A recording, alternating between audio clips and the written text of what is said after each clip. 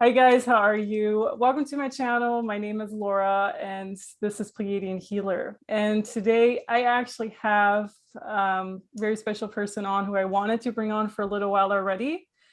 Alison and I actually met in person a few months ago, back in May in New York City at one of the rallies. And so this is Alison McDowell. If you just want to maybe say hi or I don't Hi, yeah. know. Yeah, I'm Introduce based in yourself. Philadelphia. I'm a parent. I kind of came into a lot of this activism through education and then uh, looking at things relating to sort of digital surveillance and financial markets. And it really has ramped up a lot since the pandemic has declared. So yeah, so that's sort of where I'm at. I have a blog. It's called wrenchinthegears.com if people want to look it up. And I have a YouTube channel that's under my name, just Alison McDowell. YouTube is still up there. If you want to know more, because it's big. I deal at a very high level of bigness. So yeah, and I'll definitely link all of that below as well. So Alison McDowell is probably known, I don't know, was that like your breakthrough kind of with your fourth industrial revolution videos? That's kind of how I found you. yeah. So I found you like over a year ago, September 2020 or August 2020, I don't even know. And then all of a sudden it just kind of snowballed, you know, so I found your first video and I was like, oh, this is interesting what she's talking about. Like had no idea who you were or anything really. And that's great that, you know, you can just find each other on YouTube too.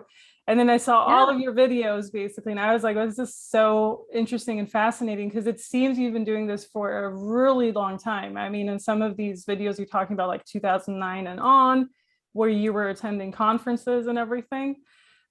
So you used to be a teacher, or you're still a teacher in that area? Actually, I was always just a parent. Oh, So I had, like I went from being, when my child was small, they went through the Philadelphia public schools, which, you know, if you're based in New York, I'm sure people understand like how much of a target the public school systems are for experimentation, privatization, a lot of different things. And so initially I was just like, I worked half time. So I was like helping at the school and I saw things. And then in 2013, they closed 23 of our schools in Philadelphia and laid off 3,000 teachers. And that was sort of my moment of being, well, that's not right. And then sort of falling into how big a level of it's not right it actually was. And then I just started digging. Once you follow the money and you start to understand power and technology and finance, yeah. And you have to be willing to like kind of let go of what you imagine a lot of things about the world. As someone who was like liberal and then sort of left, and now I'm like, you know, I don't even know where I belong anymore. It's a process of unlearning and then incorporating new information, new material is what I found.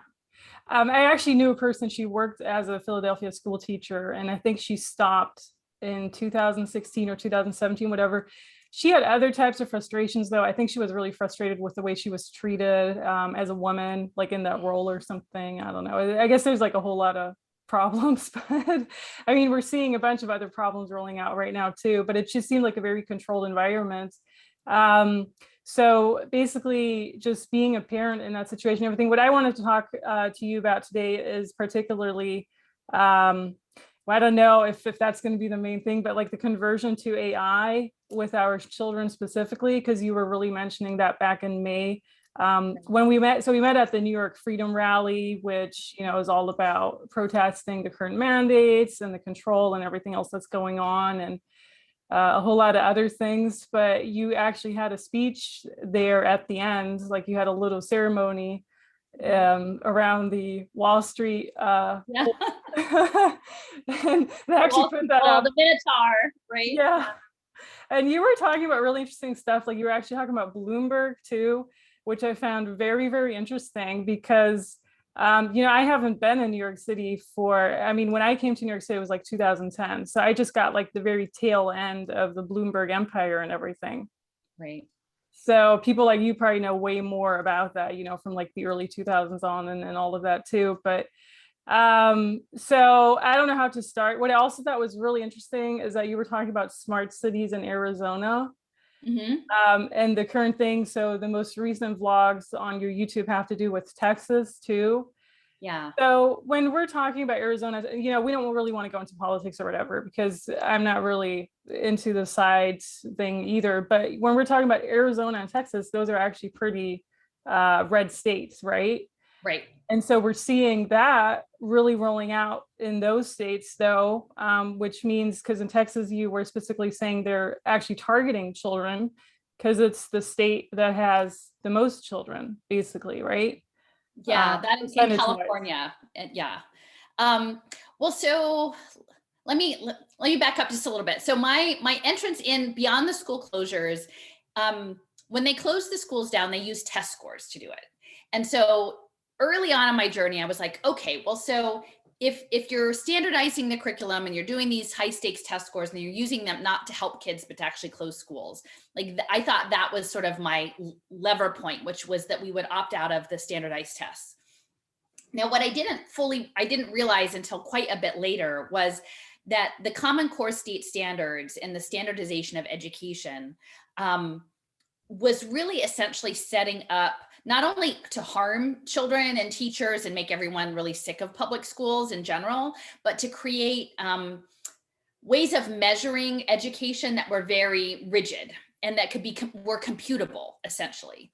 And that what is coming online now, and it was part of the Every Student Succeeds Act, was that they introduced something called pay for success finance. And so essentially it was like a pay for performance deal, which Bloomberg was all about, was like pay for performance, charter schools, high performing seats, paying families to, behave in the way he felt that they should behave, instituting a lot of nudges around, even food systems and the size of drinks and the fast food calorie counts and all these things, which on the surface seem like, well, maybe that's kind of annoying, but not that big of a deal. But once you understand the level of technocracy that's coming and the mechanisms of social control that we have now through ubiquitous surveillance and wearable technology, and soon to be coming online digital currency and programmable money, it starts to get much more intense really fast, right? And so that's the space that I came out of, was looking at education being transformed into a digital commodity for financial markets, for the bets that would be placed by global investors in like test score outcomes. In Texas, Texas is a leader in that. The Texas Education Agency created a special job for math innovation zones and social impact bonds around math education. And then they started introducing AI-based math instruction, ed tech instruction called like Reasoning Mind, and some other like online programs. And so ultimately the pay for performance protocols that were implemented across the board, bipartisan, Democrats and Republicans, were never going to actually be for human teachers. I mean, they were at first, but eventually they were going to be pay for performance for the software programs. And that it wasn't going to be, the teachers could never collect enough data with fidelity as the computer programs could. And ultimately, what I've realized at the end of the day is all of the online education, all of the digital education, whenever they talk about personalized learning, that you are learning from a computer program, if you invert it and flip it and realize that essentially children and even adults who are involved in online learning are training the AI. It's flipped. You might be kind of learning something, but it's actually learning you. And the people are not aware of the amount of data capture that is coming off how you interface with the technology, and that's being used to create sort of digital twin simulation models in the metaverse out there somewhere. And that's been going on for a very long time. When I was in Texas, one of the fieldwork visits I made there was in Austin. Austin's the center of, I was not familiar with Texas being really a high-tech computing place. Like you think of Boston, you think of Silicon Valley, like Texas, like maybe a little bit, but it's really, really deep. And they also have, the NASA programs, and in Dallas, Texas Instruments, and in Austin, a lot of high-tech computing. Essentially, Austin was built, even though it's a liberal city within Texas, as a defense contracting, electronics contracting, scientific high-tech community from the 50s with intention. And so now, like Hewlett Packard Enterprises is moving to Houston, their headquarters. Oracle is moving to Austin.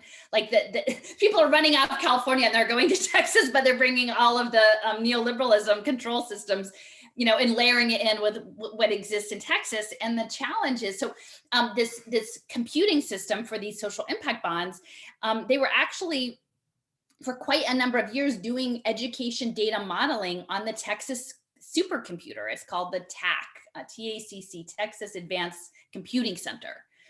And so all of this work has been done for decades, but it's not really out in the open, and no one stops to think, like when they open or get the letter with their kid's test score or the email, that there's something more than just that is part of a much larger network of financial gaming going on. And that's going to potentially get much more intrusive as the technology levels and the online education enforcement because of distance learning comes online. And when did he implement that? Bloomberg specifically, what you were just talking about, the testing scores? Well, Bloomberg essentially, I'm trying to remember how many terms he had. It wasn't 3, was it? He didn't get 3. I mean, he at least had 2, but I thought there was maybe veering into a 3rd. And it wasn't until I started thinking about one. Yeah. Looking at so it was like early 2000s basically. Or like 90s already. No, like more like 2000s probably, huh? Most of my work has been since 2015, actually. Oh, okay.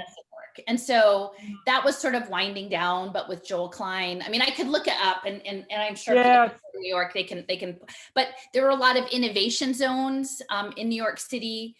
There's a lot of high tech in New York City as well, which I was less familiar with, Google. And then you guys have the whole Cornell Technion campus, which is biotech, but also ed tech, the Tata building over there on Roosevelt Island. So, well, that's pretty new though. I mean, they think they opened that up like in the last 5 years or so. Yeah, but that's the trajectory. Like everything is going virtual and it's global, right? Because Tata is India, right? But it's here and then we're in India too. So there's no difference in the cloud world. Anything that can happen anywhere in the world can be in your backyard next week, once they have the software set up and the language processing set up. It's very seamless.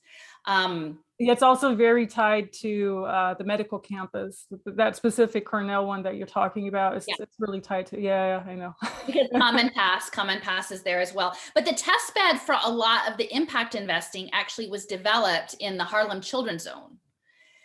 So with Jeffrey Canada, and that was like a pet project of Bloomberg as well. And Stanley Druckenmiller was the board chair of that project. And Stanley Druckenmiller was a former fund manager for George Soros. Like, in fact, Stanley Druckenmiller and George Soros back in the 90s shorted the British pound to the tune of like earning $1 billion in a day for themselves. Wow. So these are the people who are managing, low income Black and brown communities in New York, right? And ostensibly it's all being woven into what they call wraparound services. So through the charter school systems and the education systems, but then it expands into community health centers and food assistance and housing assistance and mental health training. And so all of that ends up, once you feed it into a financial market for an impact metric, it means that everything has to scale data.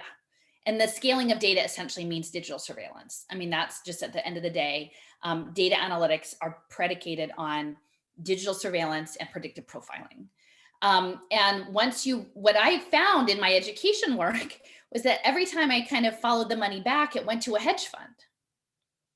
So it wasn't just a venture capital fund. So you might say, well, that's also pretty crappy that they're trying to replace teachers with computers, or they're trying to sell software systems. But at least in that frame, they're actually in a legitimate business, right? Like, whether or not you agree with the business model, they actually are selling a service or a product. The hedge funds are straight up gambling. Like, they're just straight up gambling. And so once you start to understand that they're creating human capital futures and predictive modeling around vulnerable communities, I mean, not just children, but people who are in addiction, people who are unhoused, people who have mental illness, people who need retrained, people who are coming out of the judicial system, those all become opportunities, right? People's trauma and people's misery become an opportunity to improve them as data on a dashboard, which means you get to surveil them and then you get to gamble on them. But literally what they're planning on doing with creating investments in, these are outside investors would invest in nonprofits that offer an evidence-based solution that demonstrate impact. And so the investors put the money in, and then if they get their impact, they get paid back their money and then a rate of return that's agreed upon. So if you make money off of that misery, I mean, the logic of the market dictates if you can make money off of impoverished people, your incentive is only to grow poverty. The poverty will be better managed, but it is only to grow poverty. Will never actually, the markets don't exist to eliminate the source of their profit. So if they actually make this market profitable, which is what they intend to do through an alignment with the Sustainable Development Goals, and this is important to know that the education is goal 4 in these 17 Sustainable Development Goals. Like healthcare is 3, hunger is goal 2, poverty is, I think, goal 1. You know, they've aligned these things and they've sold them to make them sound so nice that they care about people, but they don't. I mean, they care about people as data, as a data point, and then they care about people to the extent that they can use them to advance, further consolidating power and wealth.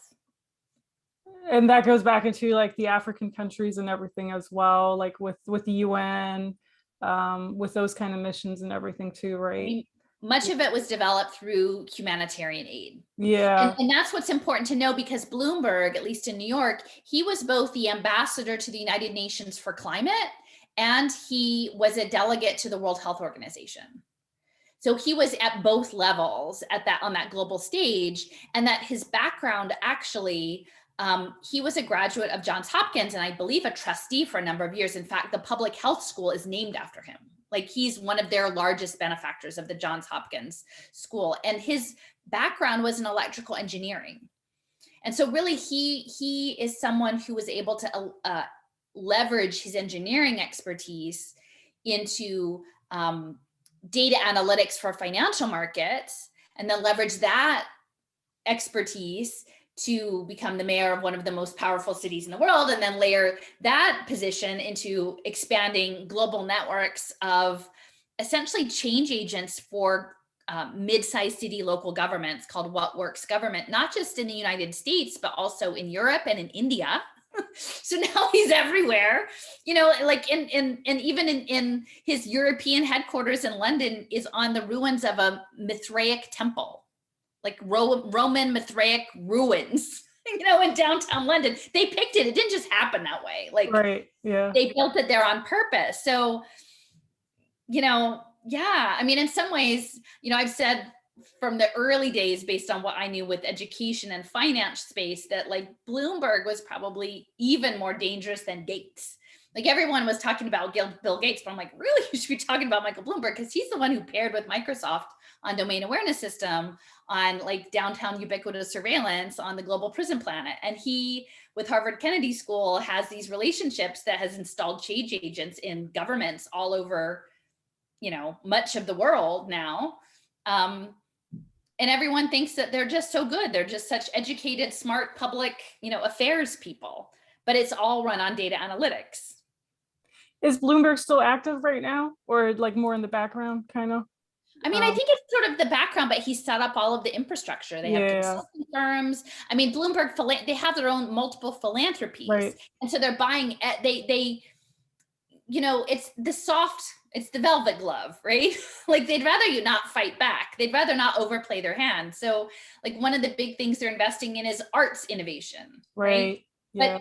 But some of the stuff that I was tracking today around making this giant map of Dallas, and I'm realizing that after all of the stuff people have been through the last year and a half, like people are traumatized on all levels. Like no matter where you are in understanding this narrative, people are straight up traumatized and they're exhausted and they're anxious and they're depressed. And so now they're leveraging all of the mental health situations that people are in to data analytics for AI mental health tracking.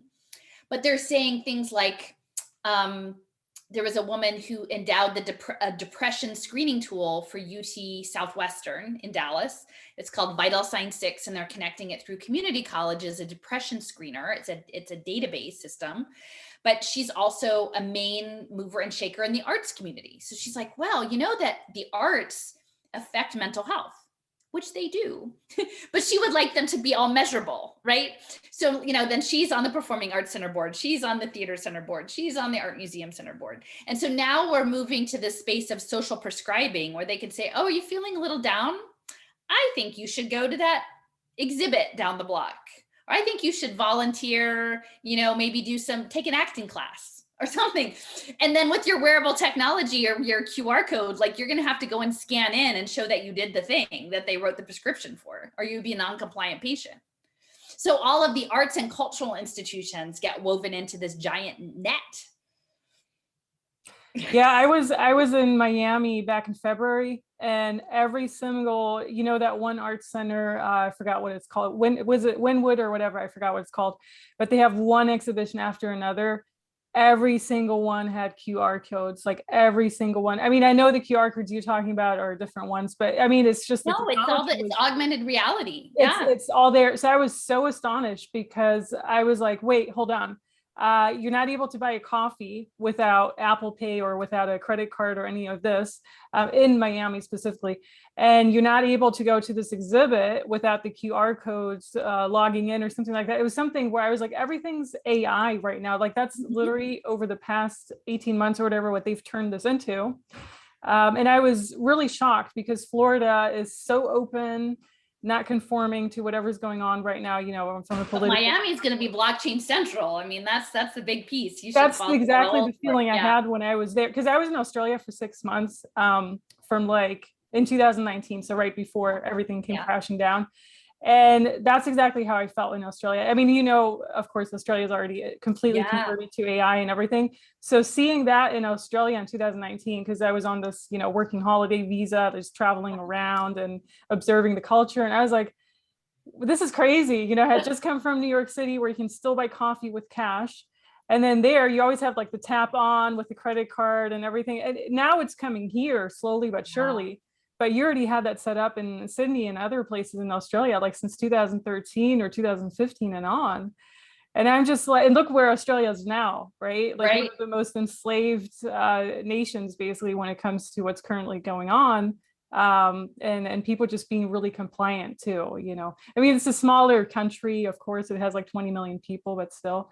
So when I was in Miami, I was like, this is almost like a throwback to Australia because now I can't even buy these things without, logging into something or scanning the QR code and everything. And so what you're saying about Austin actually does make a whole lot of sense too. Because obviously everyone's kind of just going to get away from California and go to these supposedly cheaper places or whatever. But because you're talking about it already got implemented in the 50s, basically, right after World War II.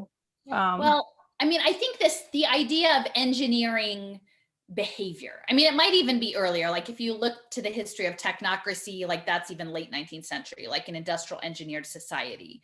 Wow. Okay. The technocracy movement actually, it started, I think, in the 1890s, this guy Thorsten Veblen, but then actually had an awakening during the Depression of the idea that democracy is just not really particularly practical, and you should have trained experts run the government, and they would do a much better job. And so that philosophy of an industrially engineered society of experts actually came out of Columbia School of Engineering in New York.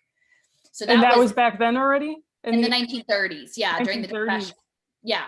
Okay. And so then, World War II happened and sort of the advent of more general purpose computing, and like the aftermath of that in the late 40s and early 50s was this idea of cybernetics and sort of human machine systems engineering, and also Skinner behavior modification, and this idea that you could be trained, right? And, in many respects, we are electrical beings, we're beings of water and light and minerals and all of these things. And so like there was a sense within the the academy and understanding the academy is largely informed by military interests too. Like this is coming out of MIT, like the War Machine, Stanford, that you could engineer people, you could engineer individuals, you could engineer societies.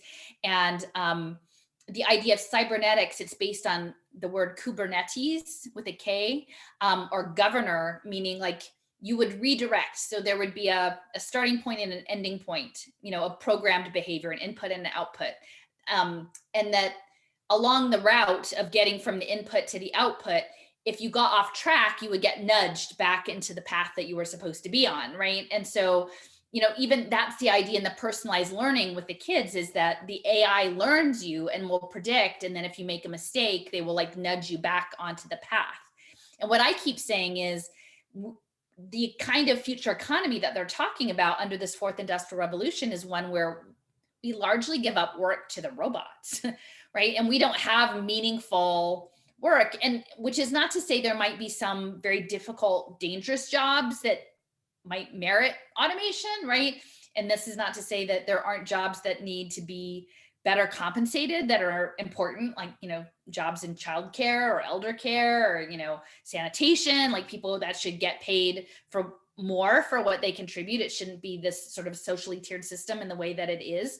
But the idea in my mind that all of a sudden we just don't want to work anymore, that we'll just sit around and not do anything is false, because most people sort of, their identity is wrapped up in feeling like a productive member of society, like using their gifts, however that is, right? And so we should strive, in my opinion, to find ways of creating a society that uplifts and values people's gifts, and then, make sure that everybody has a stable wherewithal, ability to live, right? At a basic level, that's just how it should be. But that's not the world they're building. They're building a world of robots. And so we will be redundant, and we will have robots teaching our children and taking care of our elderly and taking care of our sick. Like that's what they're imagining, like the Hanson robotics, the Sophia, the robot, the Grace, the robot. So as a society, we really have to stop and like figure out what the heck is going on, with that. We should just not be doing that.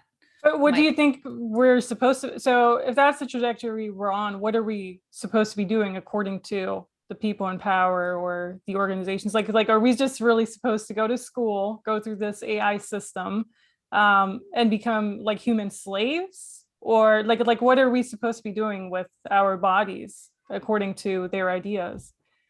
I mean, my sense is, so this is how I see it. And, I don't know that this is exactly right, but based on the evidence that I have come across,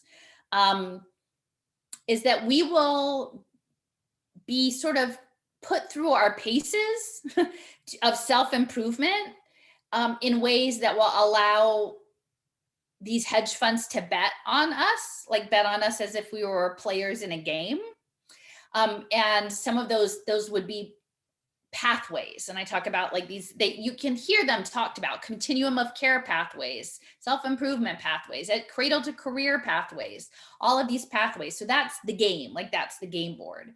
And that you will be assigned like, oh, you should work out some more, you should do more yoga, you should eat better, you should do this training. And then you will have some very meager level of income. And then you will be expected to perform the behaviors. And then they will be able to verify if you're performing them through wearable technology, smart environments, or potentially in the future, biosensor data that will track you and if you see what you're doing.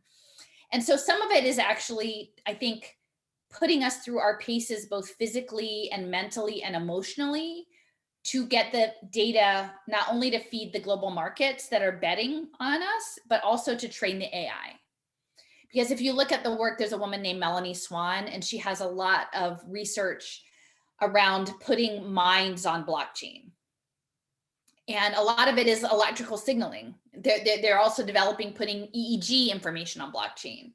So literally, I think they're trying to provoke, like get enough harvested data out of all of the living beings on the planet. And I don't know that this is strictly just human. I think it's a lot of living things. Like, I think we've seen injections around animals, zoo animals, pets. They're talking about plants, getting nanotechnology and all of it to break this code of life. And to get enough data to sort of break the thing, right?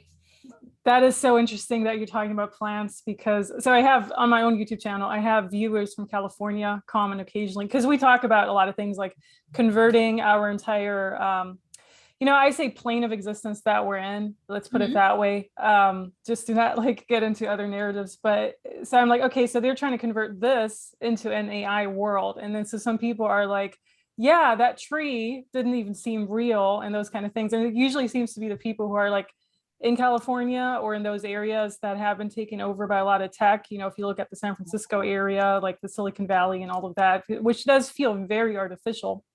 The same goes with Seattle, in my opinion. When I was there like a few times, but the last time I was there was like 2018. I mean, Seattle is just so well. You're No, I didn't put that. Whoa. Are we awake?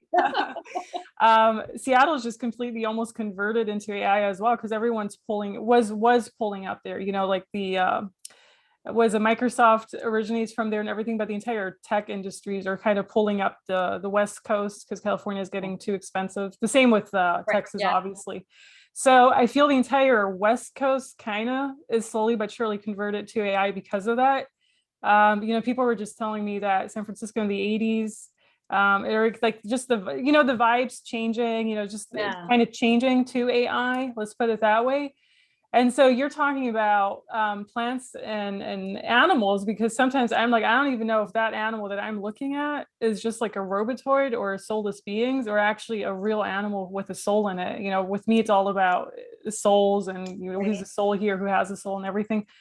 So that is so interesting that you're mentioning that. I also came across, I've been sent these emails from various different recruiting companies who are like, you can earn, I don't know if it was like $20 an hour or whatever, but you can earn so and so much an hour if you record a phone conversation with your friends and then send us that. So it's all about mining our voices. To create robotic conversations in the future. I think the first email that I got was sometime like a year ago, like definitely during the pandemic. They're definitely taking advantage of people also wanting the extra cash, let's put it that way. And so those random emails coming from proper recruiting companies, just random, whatever. So you earn money because, I'm bilingual, I speak German, have a German conversation, have an English conversation, like all of these different languages. And so it's almost like they're building out this AI network under our nose. There are also celebrities out there. I forgot which celebrity. It was one of that celebrities that was one of this New York City, like, I don't know. I forgot his name. I had him like in a movie, but he's like in his late 30s or whatever. He keeps putting posts on his Facebook saying, okay, submit a picture now of where you are in the world, or submit a picture of your vacation. And, they just want all of these pictures together to kind of, it almost feels like coming up with an artificial world somehow. The entire CGI and everything. And all they have to do is put out, because he has millions of followers, right? Put these posts out on their social medias. And of course, people are going to submit it because they like their actor or whatever. Isn't that wild and crazy how they're already doing that? And people don't really understand what's really happening. Understand how it all fits together. I know. No. Well, I mean, and even so, like last week, I was, I've been talking for quite a bit about the metaverse. And so now it's finally like more public with Facebook. And so people are kind of getting the hang of like, what is the metaverse? And I came across a podcast about the open metaverse or elements. And it was by a company called Cesium. And it turns out that Cesium is in downtown Philadelphia, where I live, which I had no idea about. So they have some very high level guests on with the gaming industry and these other industries. And I was listening to the podcast, and in it, looking at the videos of their company, which is about simulations, and the simulations were based on drone footage. And so they would create like real-time video footage with drones, but then they would also do crowdsourcing with people's phones, where like you would just send people out to go take pictures of a certain neighborhood.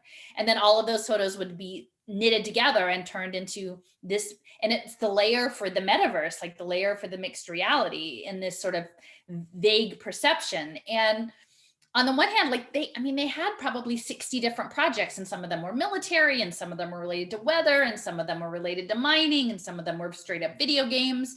But there were all of these kinds of simulation scenarios based on real world topography. And there was another panel discussion that I have some video clips from Austin in 2019. And it was a guy who was a rocket scientist there, or aeronautics engineer. And he was very much about virtual reality, straight up, like not mixed, like he wanted the headset on, like he wanted to walk around with the headset on. And there were two other engineers, like one who was with Facebook and one who had been with Oculus. And they were both like, yeah, but you know, people like to see each other's eyes when they're communicating, like that's actually important to a lot of people. And he's like, no, I could put giant Disney princess eyes on the outside of my VR headset and they would look just like my eyes are looking. And then I would be able to program the world better than I could actually see it with my own eyes. And then at one point, like they were kind of pushing back a little bit. And he's like, look, we could, you know, it would be better than real. Look, we could eliminate the homeless problem. Like he straight up just said, like, we will eliminate the homeless problem. And I think I can imagine what he means, not that they're going to give the homeless people a VR headset, is that the people who are in the headset world will be walking around, and then the skin that's put on the world will just turn them into planters or something, or, you know, like something that's attractive. You know, if there's a person on the sidewalk, that would just make them disappear.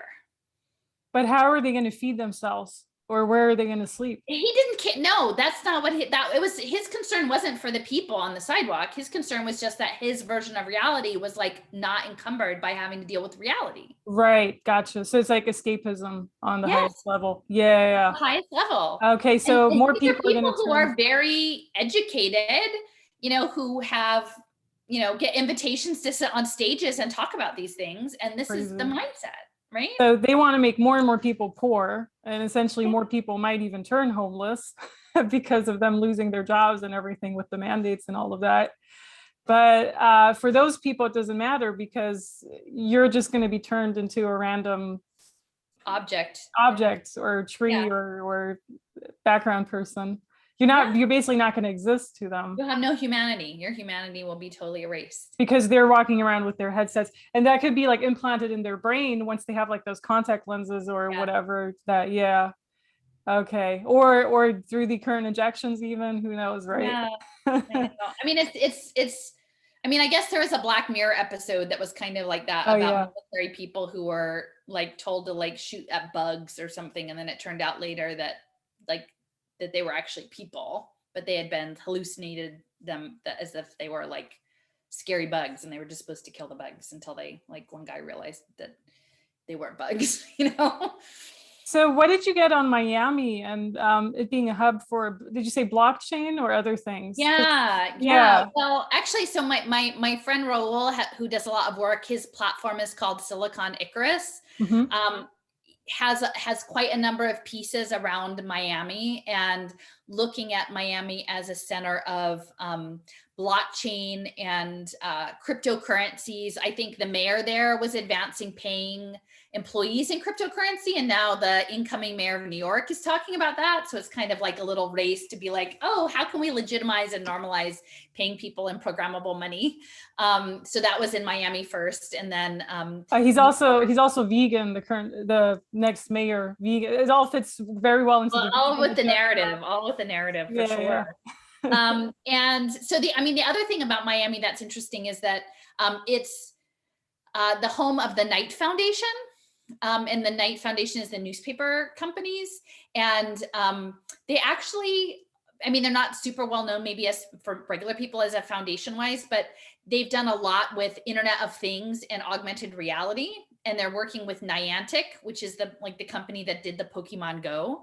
But Niantic is like doing the augmented reality projections, but their backing actually came out of In-Q-Tel, which is the CIA. So people understood that mixed reality was actually genuinely backed by the Central Intelligence Agency. Like they may have more, they may not be as ready to embrace all of that because they pick really nice use cases. Like, oh, look, here we're going to have a QR code and you can walk along this riverfront promenade and you can hear local poets of underrepresented communities like telling you oral histories, or these things that like it's very hard to go and say, this is wrong, you know, because they're like, it's just a story. It's just a poem. It's just performance art. Like, what's the big deal? Only it's like the CIA is setting it all up. And so the Knight Foundation, which is very much involved in both the Internet of Things, and they call it Augmented Cities, is based in Miami as well. And I don't know, actually, like Royal would know better than me about all of the Miami stuff, but it's definitely like a lot of the crypto folks are there. You know, there's this burgeoning NFT scene too. So then there are questions a lot of people have asked, well, if we do all these things on blockchain, which even though there's public blockchains and private blockchains, this idea that like, oh, it's going to get rid of all of the dark money, right? Because they'll have to be accountable because it'll all be logged on blockchain. But like, no, because essentially a lot of the money laundering has always been through things like art communities and things like that.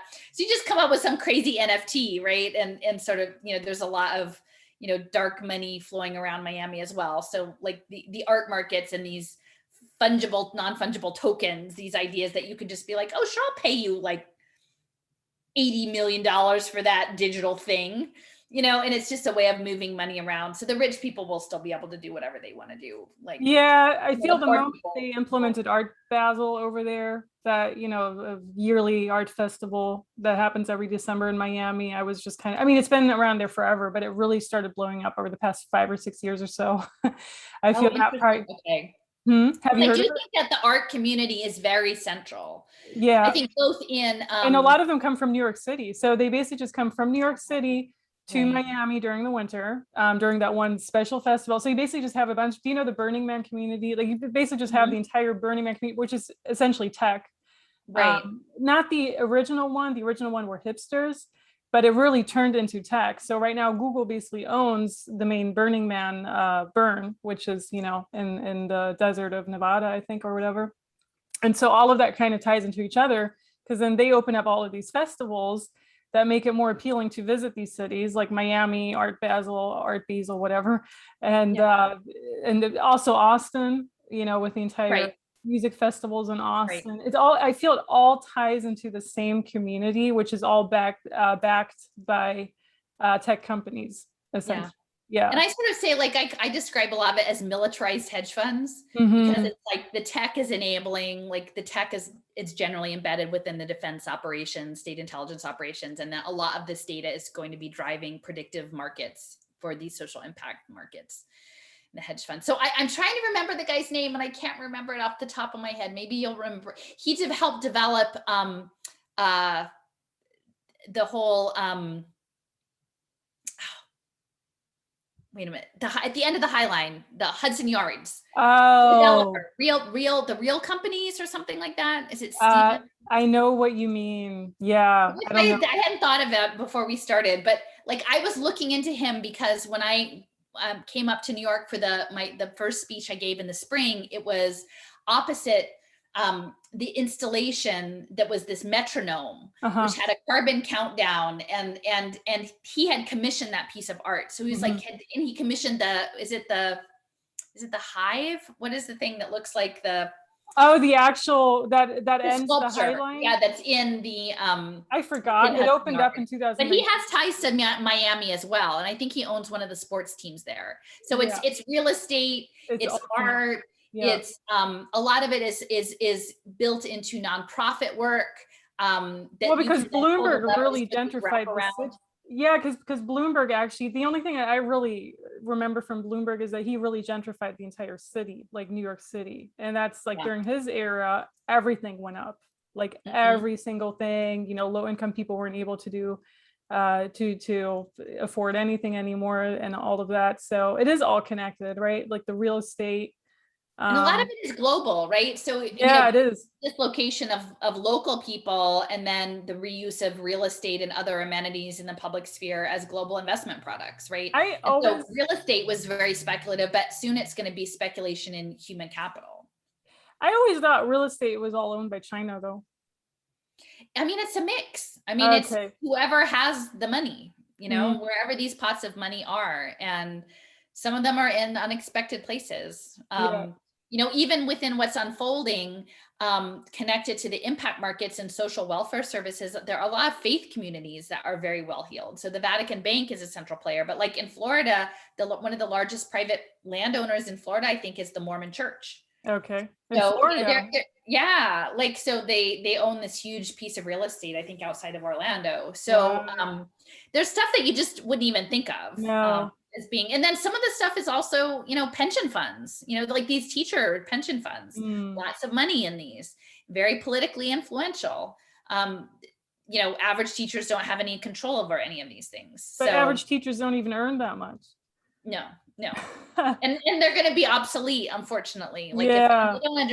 they don't understand what's actually happening. Right. So they're complying to the mandates now just to comply to it. But like 5 or 10 years down the line, they're not even going to have their job anymore. I mean, technically. Well, and my frustration with the teachers is, like, I was trying to do this work and explain this like 4 years ago about the social impact markets, because they were building up a narrative around community schools, that we were going to like embed all of these services in the schools, all of the social welfare services. And while I don't disagree that people need help in urban centers, those services existed outside of schools, and that families could make their decisions of how they wanted to take advantage of those services or not. And once those services were happening in schools, the data collected on families and children was no longer protected, especially around medical things. And so in many respects, having things like mental health services or telemedicine services in school settings puts children's data at risk, right? And it makes them subject potentially to these impact markets. You know, and Philadelphia and New York City are not Alaska. It's not like if you didn't get these services in a school, then they were not available to you in some sort of convenient way. For the most part, I mean, they're clearly always underfunded, but having them in a school didn't make them any better funded. It just put them in a school, and it made the data more subject to misuse. And so for the most part, most of the progressive teachers, they didn't want to understand that piece. It's supposed to be like just Democrat, Republican, you know, or, you know, liberal, conservative. Like if you don't want this, then you must be that kind of person. I'm like, no. There's another category. There's this whole other category that if you understood what the end game was to like have children's data fuel these hedge fund markets and AI, then you would not want this either. We would figure out a different way to do it that was helping families. But you know, and then since the pandemic, that's just ramped up exponentially. And people still don't get it, basically. They're putting their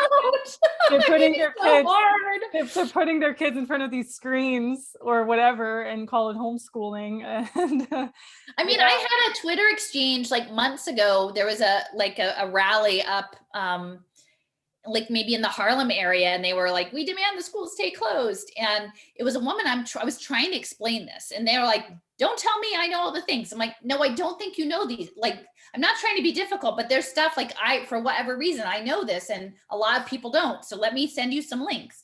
And literally when I looked at her Twitter page, her, the big photo was Malcolm X. And then the inset photo was a high school teen holding a Hewlett-Packard box, like of Chromebooks. And I'm like, you do know that Hewlett-Packard is running the Gaza biometric border control, right? Like these devices that they're giving you these devices not to make your life better, because that fits in with their control system.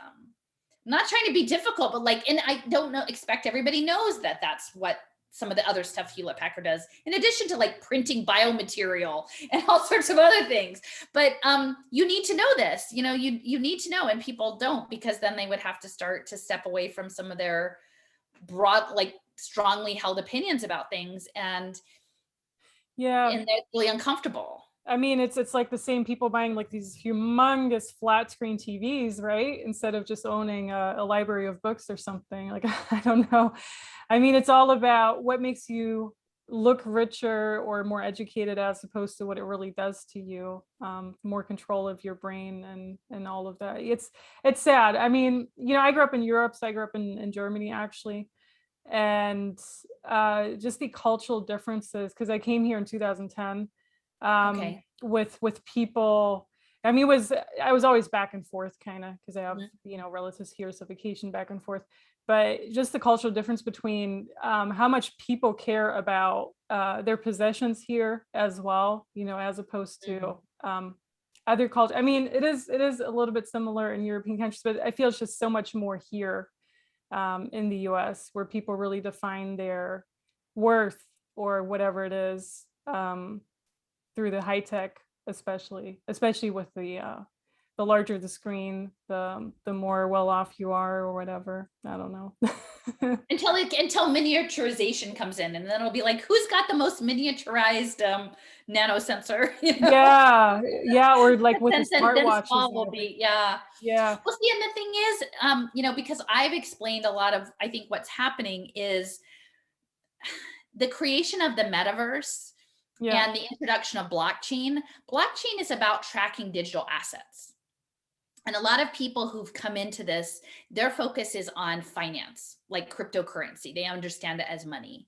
And I came into it understanding it as digital identity and tokenized behavior, which is a very different starting point, and which is why I think a lot of people like find me challenging. It's like, no, I came in the door where they were putting toddlers on blockchain to say they could earn social capital. Like, and that was not okay by me. That had nothing to do with cryptocurrency.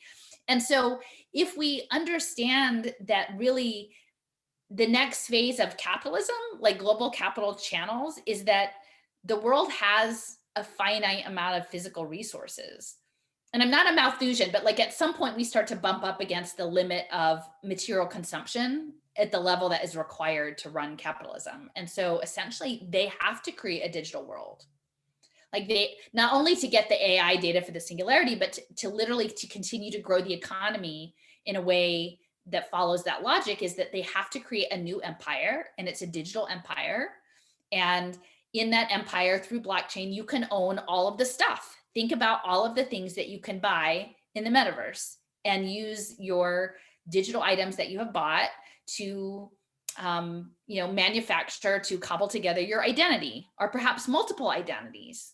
You know, whether that's you're buying digital items to live in to have it in your digital house, or digital clothes, or digital pets, or, you know, taking digital vacations, or all of these things are ways in which they can channel our quest to self-identify through material goods into digital objects. And that's all going to be tracked on blockchain. So to me, I understand it from, like, I come at things from an anti-imperialist standpoint, because I'm like, this is empire. This is a long history going back to the Romans, you know, of empire building and dispossession and erasure of cultural practices and the people who were there, and the takeover of their assets and the incorporation. And now the next phase is the empire takes over natural life. If we allow that, right, is through nanotechnology and biotechnology, is that the empire wants to erase all of the beings that are simply carbon water beings that are not connected to the nanoelectronics world and the metaverse. And then the question is, are we going to let that happen without confronting it? And I don't know. I don't think there's not a whole lot of people who are having that conversation yet. Right. So are you on board with the 2020 to 2030 trajectory, that they want all of this done by a certain time frame? Or like what did you get on that when you were doing research on it, or just intuitively?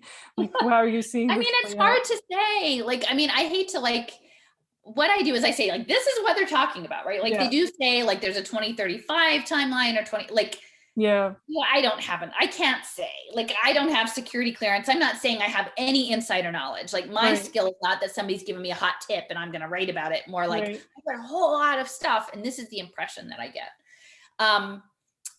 You know, on the one hand, they've done unimaginable things in the past 18 months that I would not have believed would be possible. And it seems like in some respect, there might be elements of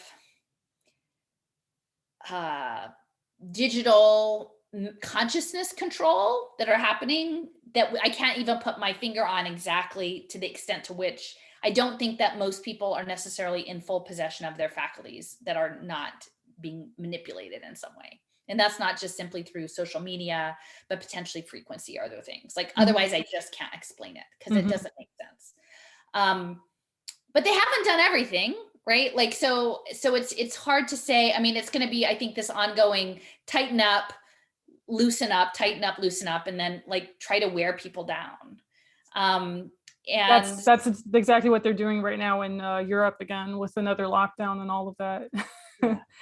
And there's no reason for it, you know, because people are complying to their mandates. I mean, more than here. So yeah, it's hard because I think in many respects people are living in different realities or different understanding of like straight up assessments of what's going on. Right. And it's very difficult because even to knowing that and still moving forward is mentally exhausting. I was just talking with someone yesterday and I was like, I feel like a hermit because I really don't want to acquiesce to any of these things. I mean, I will put on a mask if I have to get on a plane or like minimally, but I don't do it willingly. So I don't go out to eat. I don't do these things that would, and they're like, well, you just put it on at the door and then you take it right off. And I'm like, no, because psychologically, like that's really hard for me. That's like me giving into the thing. So I mostly am at home, but like how sustainable is that? And they're like, well, you can just like put it on for a little while and then take it off. And I'm like, but that's essentially a psychological trauma every time you have to do that because you know it's not about what they say it's about. And then everyone's performing it knowing that there is a performance. It's like a sadistic performance. Right. So they're part of rituals. yeah. I mean, listen, I'm in New York City. I take, you know, on my channel, I talk about it all the time, but I take the subway without a mask on. You know, I've been doing that consistently over these past 18 months. I've been kicked out of Trader Joe's for not wearing my mask over my nose when they were still really anal about that. And I was like, we had this huge scene. It is traumatizing to go through those things. And sometimes the daggers in your stomach are just so out there, but at the same time, you know, from what I'm seeing energetically, and you're basically just a human slave the moment you put that on, because they're laughing at you, you know, for you being a compliant monkey or whatever. And I just can't do it on a psychological level. But I mean, I'm out here doing, I know other people, you know, especially the people at the rallies who do that too, but it's not for everyone. And so, I mean, we're at a point where you either face that every single day and almost like waste the energy that you need for other things, or you just, I don't know. It's hard. It's really hard. I have a big stack of books. I sit at home and I have a big stack of books and I've been mapping. Like, I mean, I sort of feel like, well, you know, my significant others in my family are like, well, this is going away. And I'm like, okay, well, I get it. I mean, I don't think so, but you know, we'll see. But I have my books. I'll give it some time. I'll sit here and, you know, do this work that I feel called to do, you know. I don't know if it's going to go away. I mean, it's just going to have different expressions to it, right? Like, I mean, on one hand, the masks kind of did go away partially, especially like here, I don't know how it is in Philly, but here you can enter a store without it and that kind of stuff. So, but then other things are coming in where you can't even. You have the passports and all of that. So. Yeah, right. So then the passports came in and everything. That's true. But I mean, they're not yet. I mean, they are being reinforced by some people, not by everyone, though. I don't know. It's just. But the thing is, like, I've had some conversations, you know, essentially sort of my baseline is I don't go looking for fights with people and I'm not going to judge people for choices that they make. Like, but once, like, my baseline is, do you want to live in a world where you have to demonstrate some sort of digital token on whatever the chosen behavior is of the day, because it won't just stop at being a health token. There'll be other kinds of tokens with other kinds of behaviors. And do you want to live in a world, and do you want your children or your grandchildren to live in a world where an on-demand presentation of a digital status code is required to live in society? Because to me, that is the clear break.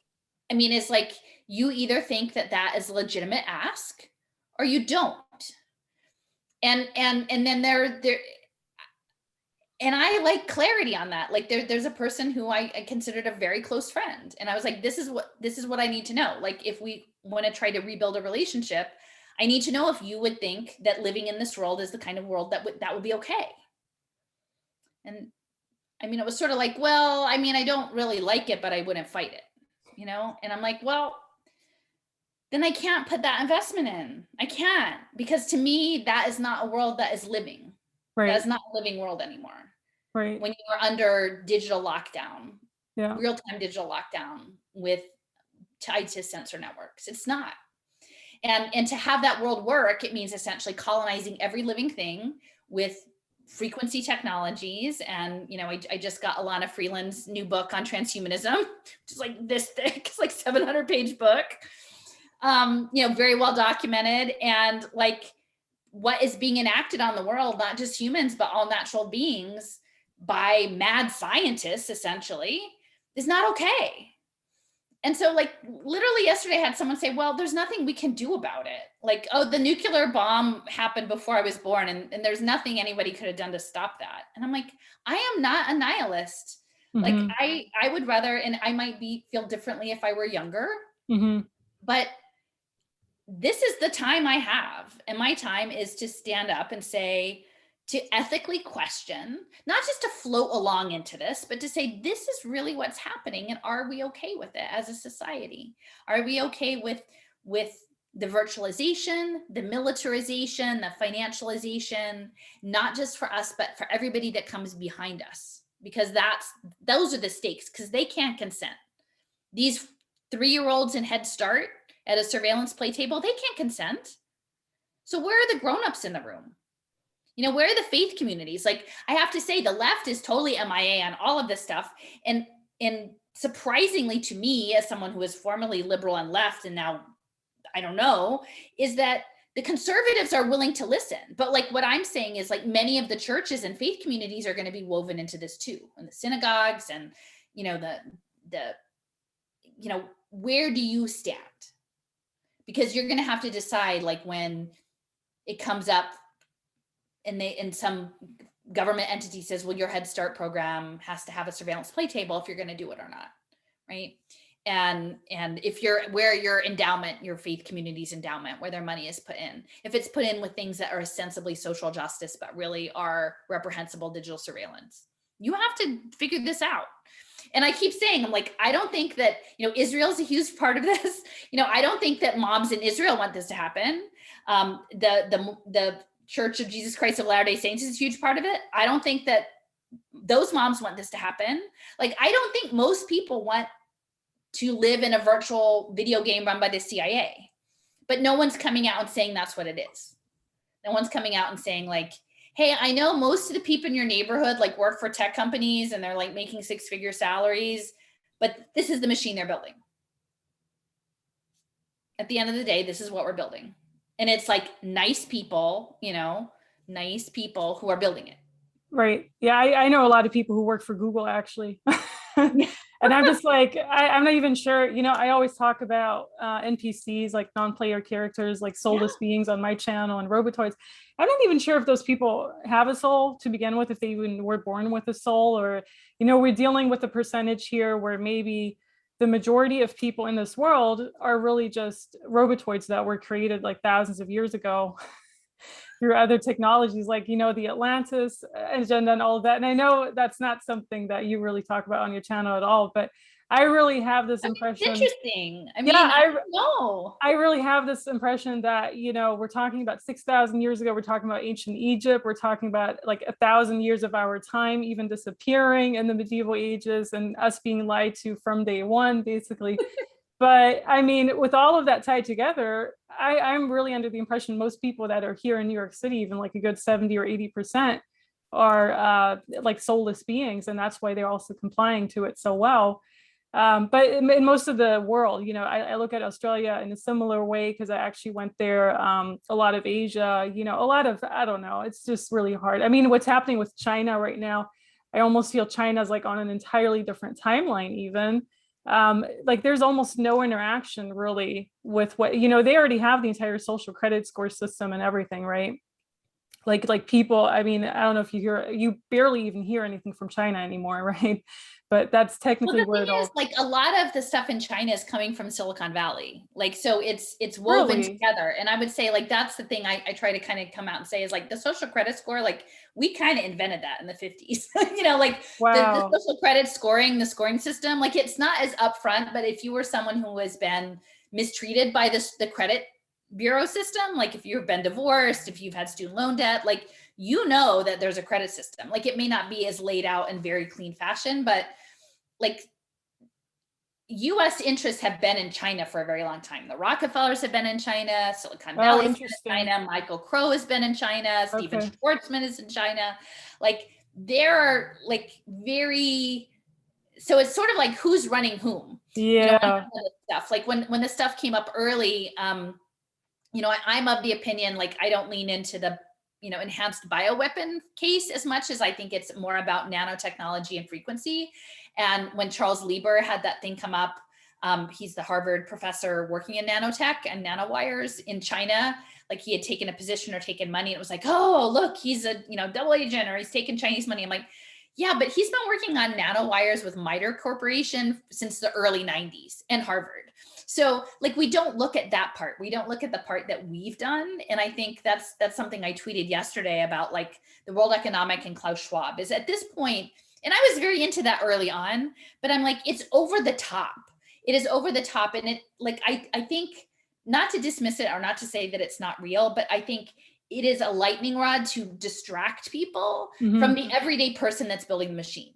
Like if you have this larger than life character that is over there in Switzerland, then you don't actually have to do the work of like looking in your own city, looking at the people around you who are part of this agenda, because it's happening on the daily actions of hundreds of thousands of people who are just mid-level functionaries doing this work.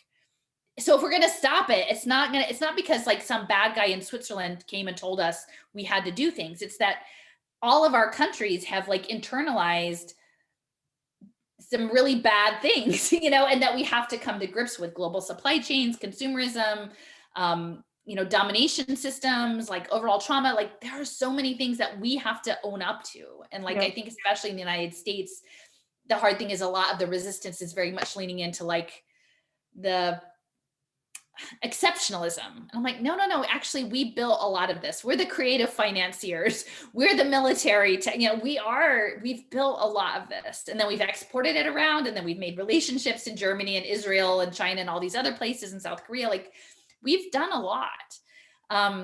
So for us to fix it, we actually have to own that part. That's I'm kind of in a minority in that respect. But once you follow the money, that's what you see. Just two things. So you think the mandates are basically just a distraction to everything else that's being built aside from that, with the entire digital world they want to create, but they're distracting people with the mandates kind of.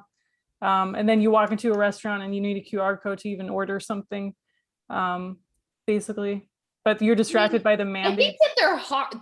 They're bad. I mean, I do think that some of it is about breaking society. Okay. So they do want to fragment, like the people who will submit, the people who won't. A lot of it is and people losing war gaming, right? Like this is like a giant war gaming scenario. So they're using the data to make predictions.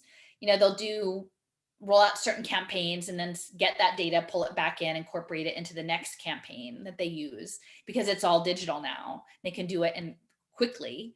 I think it's meant to break down families, networks, social networks, friendship networks, because when people are isolated, they're easier to manage. I'm not saying that it's not a thing, but I'm saying that many people who are moving into are taking strategies that they feel are in opposition are actually inadvertently wandering into a different brand of oppression. Right. That, like the Florida, Texas scenarios, that they're going to get you on blockchain with your e-government driver's license or your digital education voucher or your electronic health record or some such thing. Like Texas and Florida are both highly, highly militarized states. And Florida is very high level in terms of military simulation. And a lot of that technology is coming around Orlando and like with Disney and animatronics. Weirdly, the Disney's the absolute worst. I mean, now they're putting all the Disney from California to Florida too, and it's just the entire symbolism in Disney in and of itself is just horrendous. But okay, so because I wanted to also ask, when you were in Texas, I was in Arizona actually, but I wasn't in Texas during that time. So you're saying people were depressed in Texas, even though that state was mainly open throughout this entire time, or like Well, I mean, you could still the feel kids it? are still doing masks and things like in Dallas. And I mean, there's still stuff around children. So I guess what I'm saying is, Okay. Texas, in Houston has a very big medical complex center that's in some ways affiliated with Rice and NASA. And then Dallas has its own medical districts, and Austin as well has Dell. So there's a lot of cross between the biotechnology, bioelectronics, augmentation, nanotechnology sectors going on in Texas. Increasingly, the technology is being fed into AI systems for predictive analytics around risk analysis, depression, anxiety, other types of things. Yeah. Okay. And so what they're doing is, like, even if it wasn't the pandemic, even if it was just general unsettledness about the future, general like unease about the economics, general like a community level violence, which we see a lot in the cities, that like within the community college space, they were creating apps to track and screen mental health. And actually in schools too, increasingly in schools, and it's under the frame of social emotional learning. This isn't strictly Texas, but what I was mapping was something called Vital Sign 6, which was developed out of the UT Southwestern Medical Center, and then attached to a blockchain identity locker that was part of this, what they call Dallas County Promise, which was free community college. So they would get high school kids to do dual enrollment with the community college system, like 11th and 12th graders. And they're selling it as, you get a head start on college, you save money, you get challenging classes or what have you. But that program is linked to a digital identity system called Greenlight.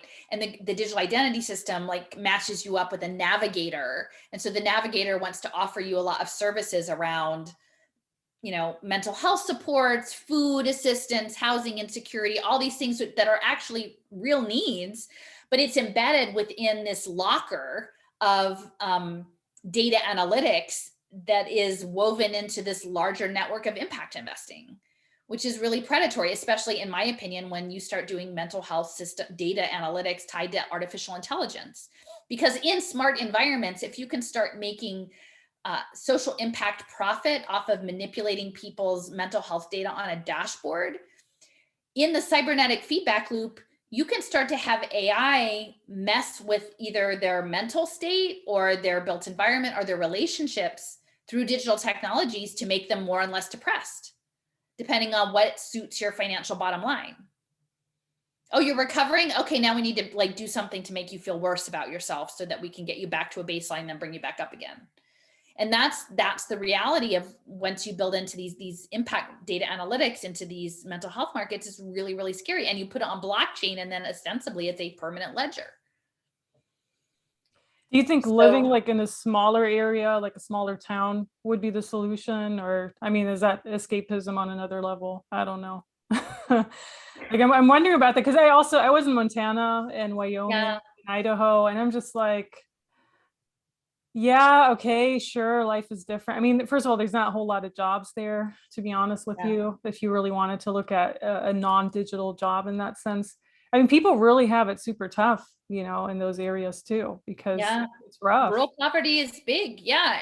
And I mean, for me, that's why I keep saying the way I look at it is around indigenous people. Like the smart cities are the reservations. Like, how do you control people? Well, you take away their access to land, their culture, break up the family, make you dependent on the state, promise things that aren't delivered, and then just starve you into subservience. I mean, or an attempt. Like, I won't say that that's completely happened. Clearly there's resistance that is ongoing, but like that lived history, at least in the United States, I think is super, super important because it informs a lot of things. It informs the eugenics movement, and it informs systems of domination, warfare, like counterinsurgent warfare.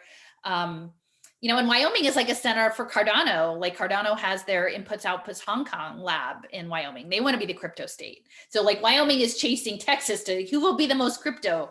And so once you have a decentralized world, like remote work and drones and nanotechnology, like there's no place that's that out of the way. So I would say, like, to me, live your best life that makes sense to you. Like no one can tell you what that best life for you meaningfully, like not just a selfish best life, but like your purpose, where that is. But I would say don't go there thinking that you're running away, that you're going to run away from it, because you're not. Like what I would say is find the place that will give you the most satisfaction with the time you have, knowing that you're not running away from it. You're just positioning yourself in the best place you can to like without your task. Yeah, I mean, I actually like Arizona a lot. But I mean, you were talking about something I found really interesting that was like 4 months ago or so, called Smart City, the Smart City concept. And that was like Tucson or Phoenix or both of them. I don't even know. Yeah. But Well, I mean, Arizona State University is at the center of so much of this technology surveillance. Michael Crow is the president of Arizona State University in Phoenix, and he's the founding board chair of In-Q-Tel, very like connected to the defense intelligence systems. And I mean, essentially he's already said people are cyborgs and he treats them that way. oh, okay. So, you know, Arizona cities are very high tech with autonomous vehicles and e-government systems. I know I was in Tucson and they're a center of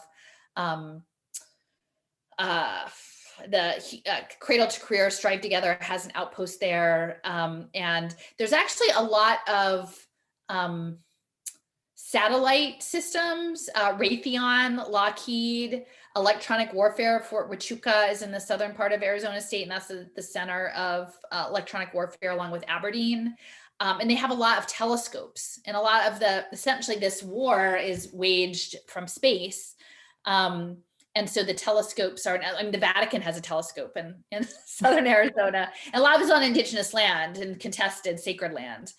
So I think in some ways there's like a war on consciousness, and it's really interesting because there's this guy, and I can't remember his name off the top of my head, but he's an anesthesiologist in Tucson and looking at microtubules, and with another guy in the UK on the physics of microtubules and quantum computing, and this idea of like quantum consciousness in one's brain. And he's been working on that for like 25 years, these microtubules and quantum computing. So, and he's based in Tucson. So I've not been to Tucson yet. I've been to Phoenix, and it felt like AI. The moment I was in there, I've been there like twice, like once in 2018 and then this year again. I felt I just had to get out of there. I was like, it was funny because I ended up like missing my flight or having a quick turnaround. I was trying to get something to eat, and like it was all like the airport wasn't super fancy, the wing that I was in, and like there was no place for food, but there was like one checkout area that was like self-serve. Like it was all, there wasn't even a person. It was just like here's some sad snacks and like a scanner and like a credit card thing. And I'm like, oh, and it wasn't even like in Philly they have some stuff like that, but it's like super fancy bells and whistles, and this was just like depressing. And I'm like, oh, this is the future, right? They want to sell you on the fancy stuff, but it's not. It's going to be some like sad sandwich in the Phoenix airport. Yeah, I actually went to a restaurant in the airport that did have people serving me, but I had to do it all through QR code.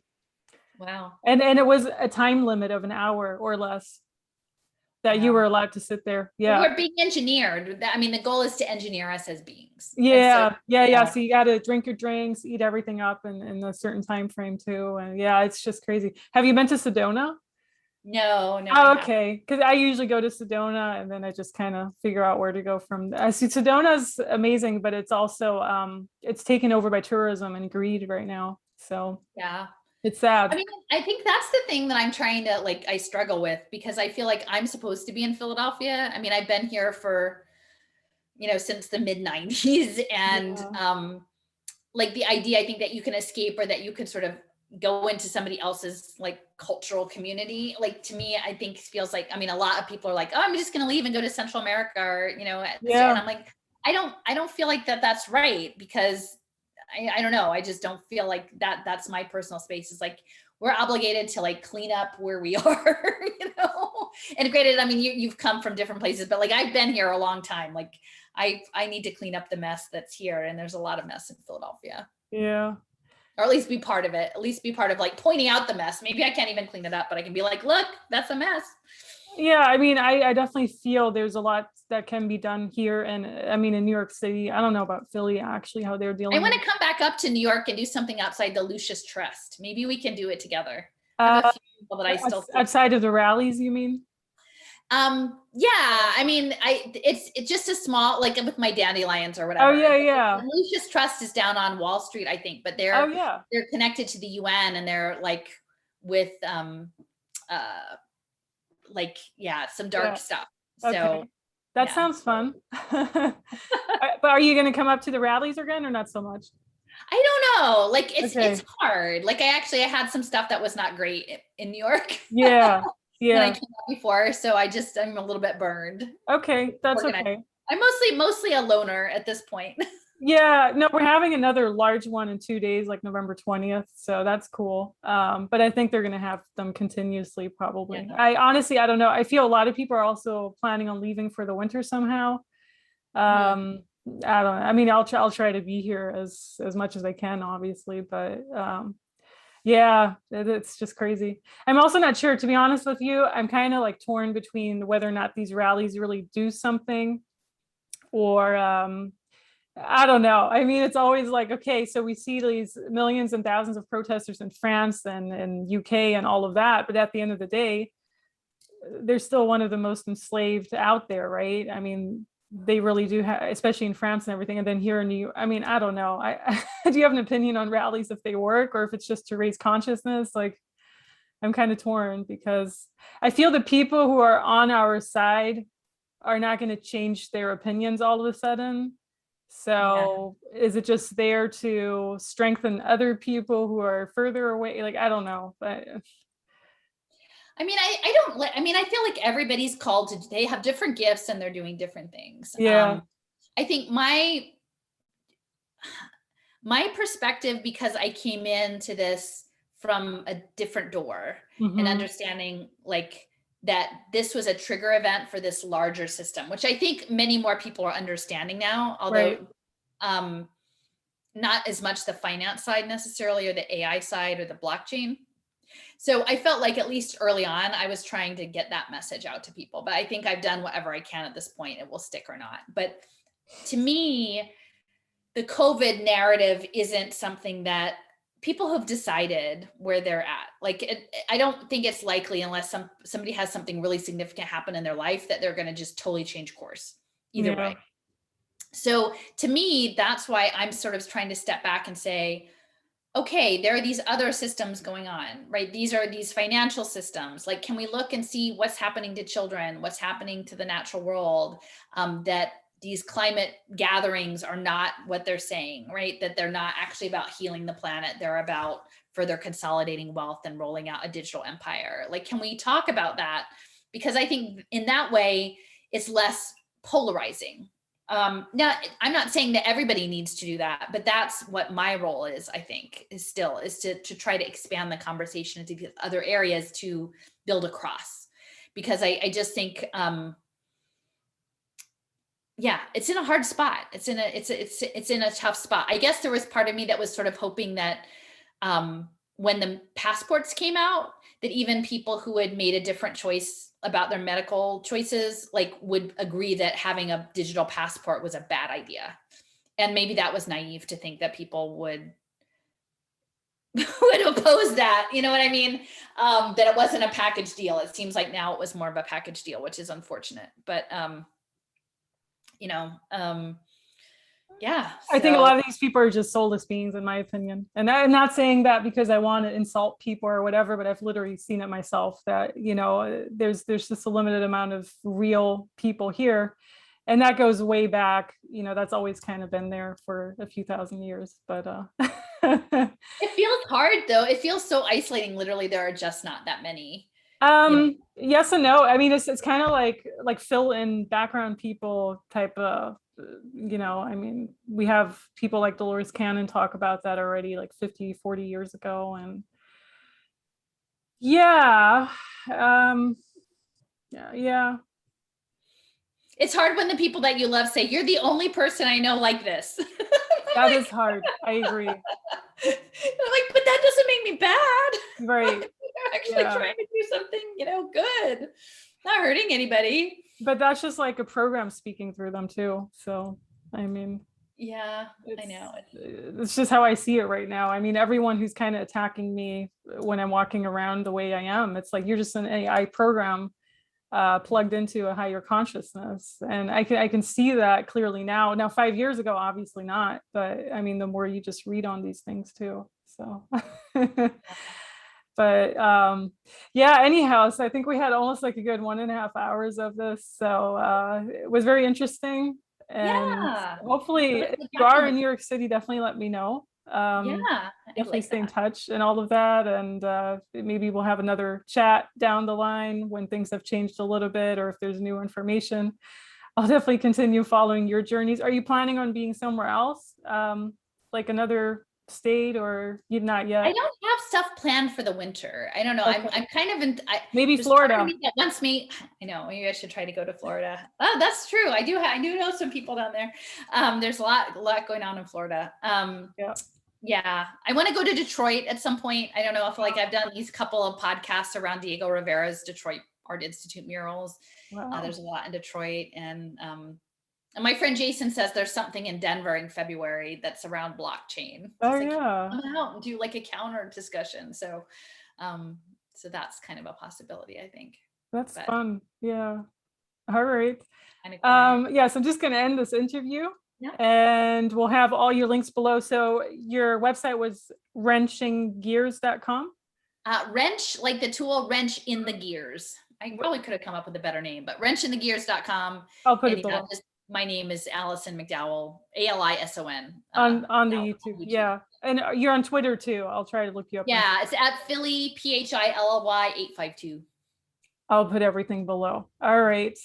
Fun. Okay, talk to you soon. Well, thanks. All right, bye-bye.